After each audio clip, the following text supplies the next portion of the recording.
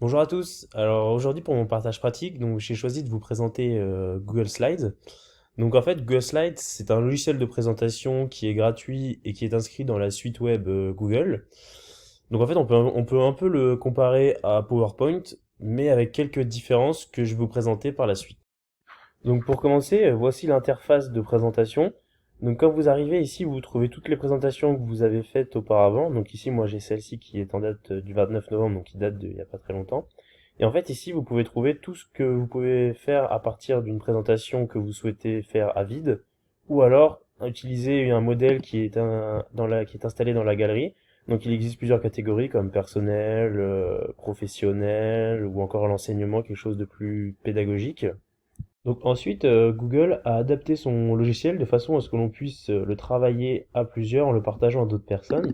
Donc par exemple, quand vous cliquez sur votre présentation, vous pouvez aller dans Partager et ensuite donner l'accès aux personnes que vous souhaitez, le limiter ou alors le donner seulement aux personnes à qui vous avez envoyé le lien.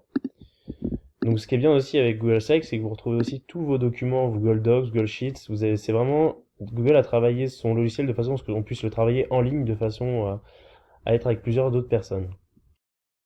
Et pour finir, donc je vais vous présenter les avantages et les inconvénients de Google Slides.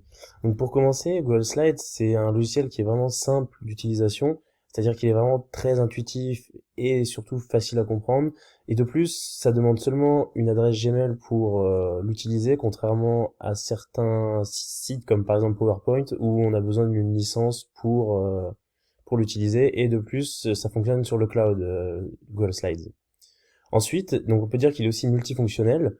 Donc c'est-à-dire que il est propice pour le online. Ils ont vraiment des bonnes performances.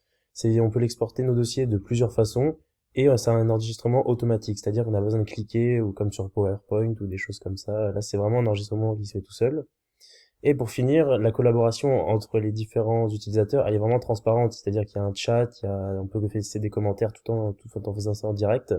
Concernant les inconvénients, GoSlide, il est vraiment pas adapté pour le travail hors ligne, c'est-à-dire que les performances sont moins bonnes, il peut y avoir des latences, des choses comme ça. Et de plus, il faut faire aussi attention à sa connexion parce que en fonction de notre connexion, comme c'est un logiciel qui fonctionne en ligne, il peut y avoir des latences, des moins bonnes performances. Il a aussi un large panel de modèles, mais il est quand même encore en dessous par rapport à ses concurrents comme PowerPoint où il y a vraiment une, une analyse quand on fait un document, si quelle slide pourrait être la plus adaptée. Google a cette fonctionnalité, mais avec moins de possibilités d'idées. Et en plus, ça ne prend pas les fichiers audio en compte. Donc il y a aussi cet inconvénient, c'est-à-dire que les fichiers audio ne peuvent pas être téléchargés sur Google Slides. Voilà, c'est la fin de la vidéo. Donc si vous avez des remarques ou des questions, n'hésitez pas à laisser un commentaire et merci de votre écoute.